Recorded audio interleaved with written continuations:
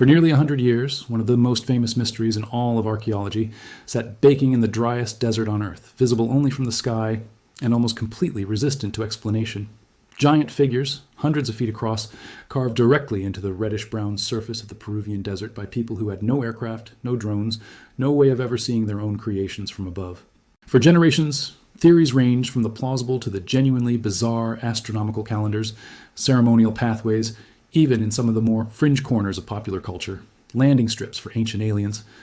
Professional archaeologists dismissed the more outlandish claims decades ago. But even among serious researchers, a complete, evidence-based explanation for why the Nazca people spent centuries carving these enormous images into the earth remained frustratingly out of reach. Then, researchers did something nobody had tried before.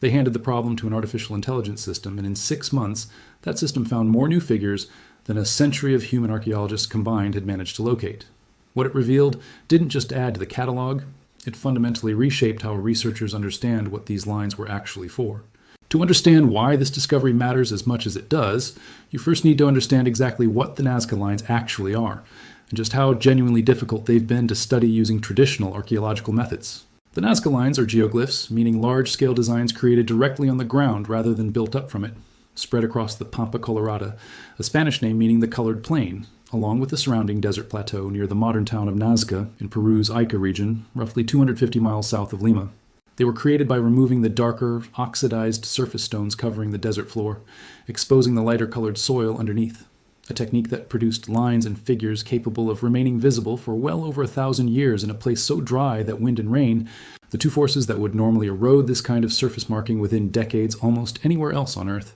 essentially never occur with enough frequency or force to erase them. Archaeologists broadly group the Nazca geoglyphs into 3 categories: more than 800 perfectly straight lines, some running for miles across the desert floor, a smaller number of geometric shapes, including trapezoids, spirals, and triangles, and the considerably more famous figurative geoglyphs, the large-scale depictions of animals, plants, and human-like figures that have made the Nazca Lines internationally recognizable, including the famous hummingbird, monkey, spider, and condor. The lines were created by the Nazca culture, which flourished in this region of Peru roughly between 100 BC and 800 AD, and they were rediscovered by the modern world in a fairly specific, well-documented way. Peruvian archaeologist Toribio Mejia Azespe began a systematic ground-level study of the lines back in 1926, but they only gained genuinely widespread international attention once aircraft began regularly flying over the region in subsequent decades, finally allowing people to actually see the full scale and shape of the largest figures from above, something that had been essentially impossible for anyone to do throughout the many centuries since the Nazca people themselves had created them. This detail alone hints at part of why the lines generated so much speculation and mystery in the first place. A civilization without any documented capacity for flight had created images specifically designed, it seemed, to be viewed from an altitude they themselves could never have reached. For most of the 20th century, the leading, most seriously considered theories centered on astronomy. American historian Paul Kosak, studying the geoglyphs from both the ground and the air during the late 1930s and early 1940s, noted that one particular line appeared to align with the position of the sun during the winter solstice, leading him to propose that the geoglyphs served some kind of astronomical purpose. This theory was subsequently picked up and considerably expanded by Maria Rieke, a German mathematician and archaeologist who devoted decades of her own life to studying, mapping, and advocating for the preservation of the Nazca Lines. Rieke concluded that the designs held both astronomical and calendrical significance, going further to propose that some of the animal figures specifically represented constellations, groups of stars visible in the ancient Nazca sky. For years, this astronomical explanation represented the dominant, most widely accepted scholarly theory regarding the line's purpose. The dominant theory eventually faced serious, credible scientific challenge. During the late 1960s and early 1970s, American astronomer Gerald Hawkins conducted a rigorous, detailed examination of the Nazca Lines specifically to test the astronomical alignment theory, and his research ultimately disagreed with Kosak and Rieke's earlier conclusions, finding the supposed astronomical alignments considerably less statistically significant and less consistent than the original theory had proposed. Around this same general period, serious archaeologists also directly and firmly rejected the more fringe, considerably more sensationalized theories that had begun circulating in popular culture, including claims connecting the lines to ancient astronauts or extraterrestrial visitors, an idea popularized by certain pseudo-archaeological writers during this period, but never taken seriously within the actual professional archaeological and scientific community, given the complete absence of any credible supporting evidence for such an extraordinary claim. With the purely astronomical theory considerably weakened, and the more fringe theories dismissed outright by legitimate researchers, the field was left without a single, dominant, widely accepted explanation for decades. Various researchers proposed and explored a range of alternative theories over the following years. Some archaeologists focused specifically on the geoglyphs' possible connection to water and fertility rituals, a theory that carries genuine logical weight given the extreme aridity of the region the Nazca people actually lived in. Nazca sits within one of the driest deserts on the entire planet, meaning that predictable access to water represented an absolutely fundamental life or death concern, shaping essentially every aspect of daily life and cultural practice for the people living there. Other researchers, working from a somewhat different angle, proposed that certain sections of the lines may have functioned as a kind of walkable ceremonial labyrinth, a theory notably explored by archaeologists who took the deliberately low-tech approach of physically walking the lines themselves, arguing that since the Nazca people obviously never viewed their own creations from an aerial vantage point, understanding what these figures meant to the people who actually made and used them required experiencing them the same way, from ground level, on foot, rather than exclusively studying aerial photographs.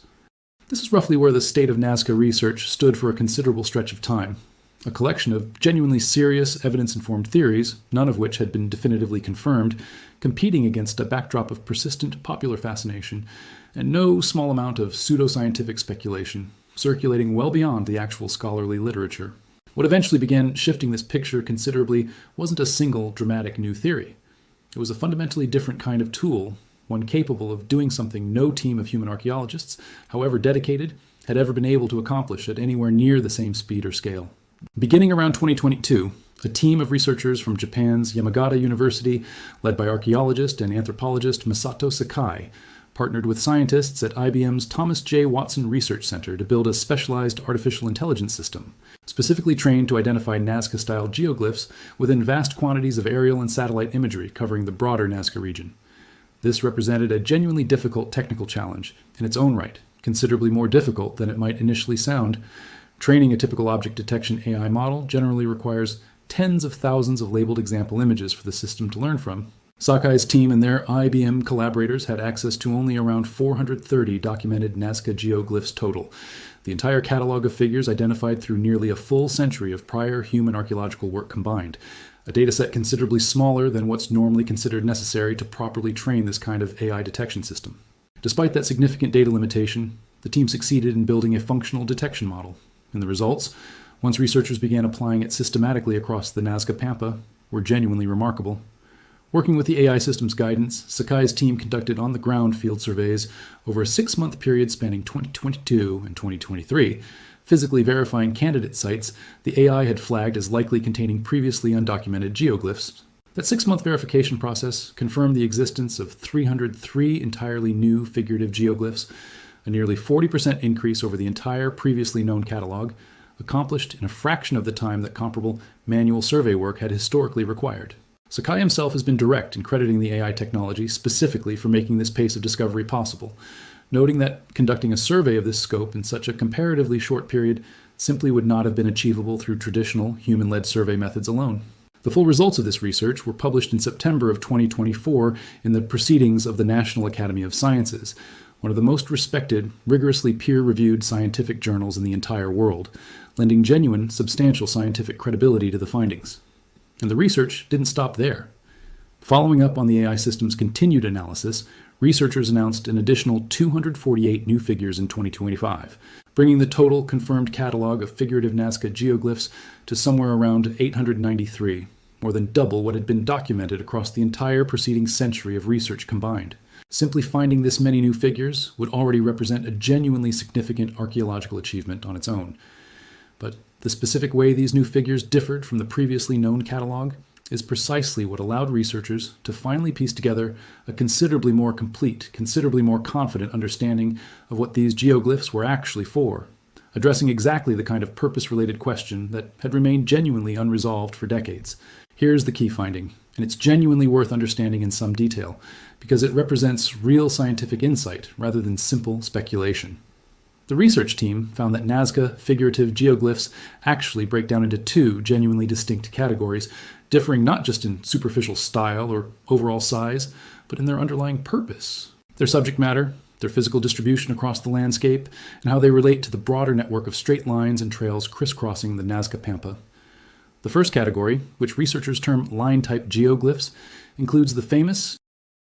enormous figures most people picture when they think of the Nazca Lines, the giant hummingbird, the monkey, the spider, figures that can stretch over 1,000 feet in length, created using continuous, unbroken lines. These large line-type figures are disproportionately found along or near the more formal ceremonial network of straight, geometric lines and trapezoidal shapes that traverse the Nazca Pampa. And critically, many of these giant figures were drawn as a single, continuous, unbroken line from start to finish, meaning a person walking the figure's outline could trace the entire design in one continuous path, without ever crossing their own line. This specific detail, the continuous, walkable nature of many of these large figures, connects directly to genuinely compelling physical evidence researchers have documented at key points along these pathways: ceramic pots,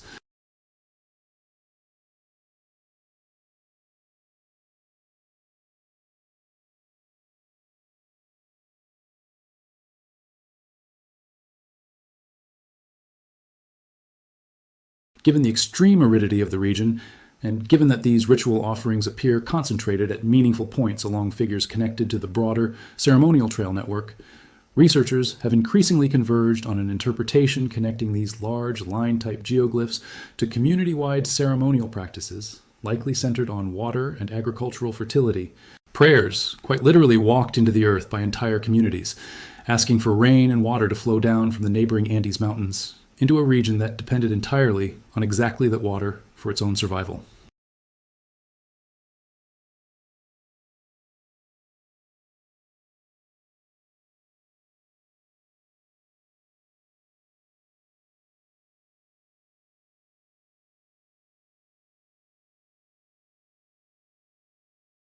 Known locally as puquios, or sometimes called ojos, meaning eyes, weren't simply access stairways for maintenance and cleaning, as archaeologists had long assumed. They actually functioned as ingeniously designed wind-driven hydraulic pumps, with their wide, funnel-shaped openings specifically capturing desert wind and channeling it downward into underground water channels, building up air pressure that pushed water continuously through an extensive underground aqueduct system without requiring any mechanical moving parts whatsoever. Built around 500 AD, dozens of these remarkable ancient aqueducts remain in working condition even today, representing a genuinely extraordinary feat of hydraulic engineering and reinforcing just how central the challenge of securing reliable water actually was to essentially every aspect of Nazca society, including, it now appears, their most famous and most visually striking artistic and ceremonial achievements. The second category identified through this AI-assisted research, which researchers term relief-type geoglyphs, tells a genuinely different, considerably more intimate story. These figures are generally smaller and considerably more numerous than the giant line-type figures, and they were predominantly among the new discoveries the AI system specifically excelled at identifying, since the AI proved particularly effective at spotting smaller figures containing more intricate, detailed features that had often been overlooked or simply missed during previous decades of purely manual, human-led aerial and ground survey work. These relief-type figures are typically found within close proximity, averaging around 140 feet, to the more informal, meandering network of walking trails that crisscross the broader Nazca Pampa. Trails that appear to have functioned as everyday travel routes for individuals or small groups moving through the region, rather than as part of the larger, more formal ceremonial network associated with the giant line-type figures. Based on this distinct pattern of placement, and based on subject matter that frequently differs meaningfully from the larger line-type figures, the research team concluded that these smaller relief-type geoglyphs most likely served a fundamentally different social function, communicating information to individuals or small groups of travelers moving along these everyday routes, functioning essentially as a form of waymarking or informational signage integrated directly into the landscape itself,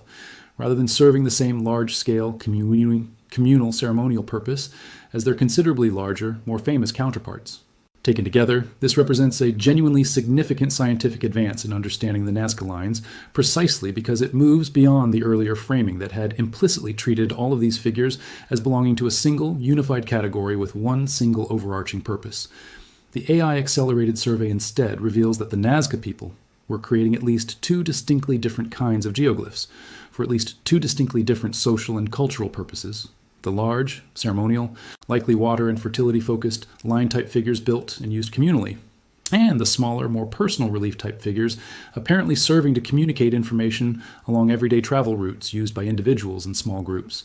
It's genuinely important, in the interest of full accuracy, to be direct about exactly how settled and how complete this new understanding actually is, rather than overstating the case beyond what the evidence currently supports. This AI-assisted research represents a major, rigorously peer-reviewed, genuinely significant advance in the archaeological understanding of the Nazca Lines, published through one of the most respected scientific journals in the entire world. And it has meaningfully reshaped how researchers now think about the purpose behind these geoglyphs, moving the field considerably closer to a coherent, well-evidenced explanation than the fragmented, competing theories that had characterized most of the preceding century of research. But archaeology, almost by its very nature, rarely produces the kind of absolute, complete, permanently settled certainty that a phrase like mystery finally solved might imply to a casual reader. Researchers continue actively investigating additional geoglyph candidates the AI system has flagged, but which haven't yet been physically verified through on-the-ground survey work. Sakai and his team have stated their hope of eventually creating a genuinely complete map of every geoglyph in the broader region, a goal that remains, as of right now, still very much a work in progress rather than a finished, closed research project. And while the water and fertility ritual interpretation for the larger line-type figures now carries considerably stronger, more direct supporting evidence than it did previously, particularly given its connection to both the smashed ceramic offerings and the independently confirmed hydraulic function of the Puquios water system, researchers studying this material generally continue to describe this as the most compelling, best supported current explanation, rather than an absolutely final, unchallengeable conclusion closed permanently to any further scientific revision or refinement. What makes this story genuinely remarkable, beyond simply the specific archaeological conclusions themselves,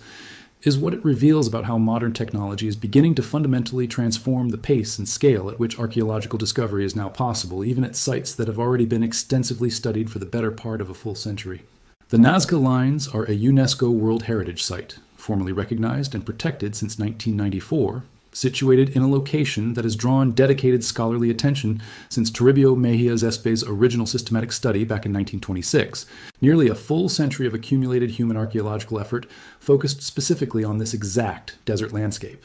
And yet, an AI system, trained on a genuinely modest data set of just 430 prior examples, managed to identify more new figures in 6 months of guided field verification than had been discovered through the entire preceding century of dedicated, painstaking human archaeological survey work combined. This isn't simply a story about the Nazca Lines, specifically.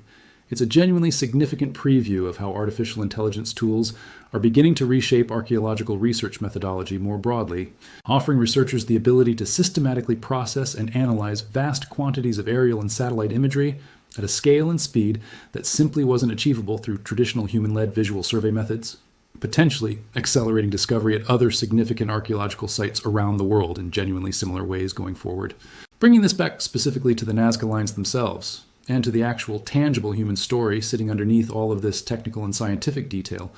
what this research ultimately reveals is a picture of Nazca society considerably richer and more textured than the earlier, somewhat flatter popular conception of the lines as simply a single, unified, mysterious message directed toward the sky.